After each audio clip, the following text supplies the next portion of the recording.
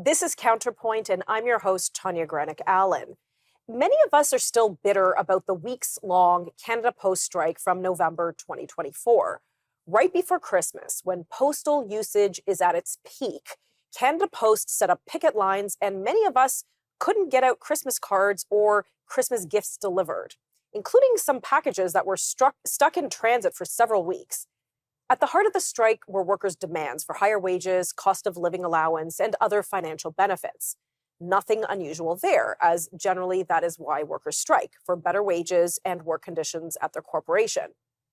But is Canada Post as a corporation profitable? No, it's bleeding money, and badly.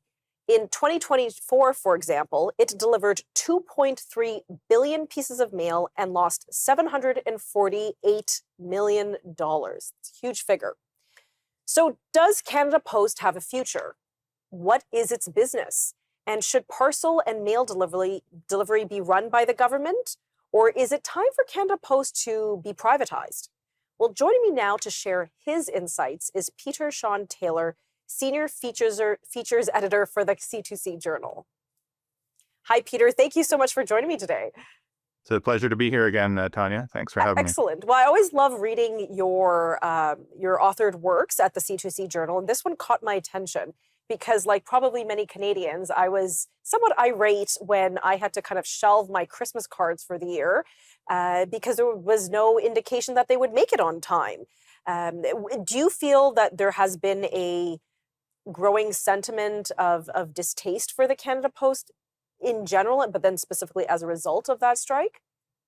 Well, you might have been in the minority for people who felt that their Christmas cards weren't going to get delivered, as I know the amount of Christmas cards I've sent and received in non-strike years has gone down dramatically, along with all of the rest of Canada Post's business. So certainly there was a component that were irate over the November strike, but there's a lot of people that just shrug their shoulders. They don't rely on Canada Post to deliver their household bills or important letters from relatives. The mail used to be so much more significant. Sure, it still has some significance today, but the dramatic decline in the importance of the mail is really underlining its financial problems. You mentioned that 2.3 billion pieces of mail were delivered last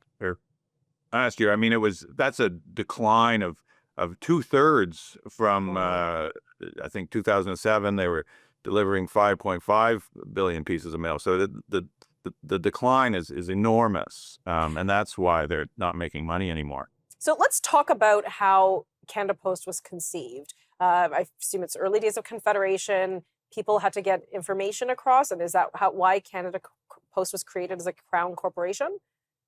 Well, the Crown Corporation dates to 1981 and the Mulroney government. It was an actual department of the government before then. The Royal Mail, we imported when we even pre-Confederation. And once we became a country, Canada took over the operations of what became Canada Post. So it started off as just another government department, and a very important government department. This was essentially the communications system for the country in the early days.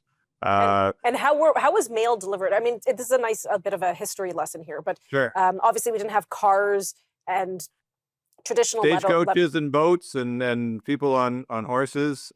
Actually, in the pre-Confederation era, if you're interested, there were private competitors at stagecoach lines and steamships would put out bags, and you could put your letter in there, and they would go over to Liverpool or wherever, and then they would distribute it for you. Wow. So yeah, but more recently, what everyone has grown up that's alive today has known Canada Post as either a department of the government or a Crown corporation.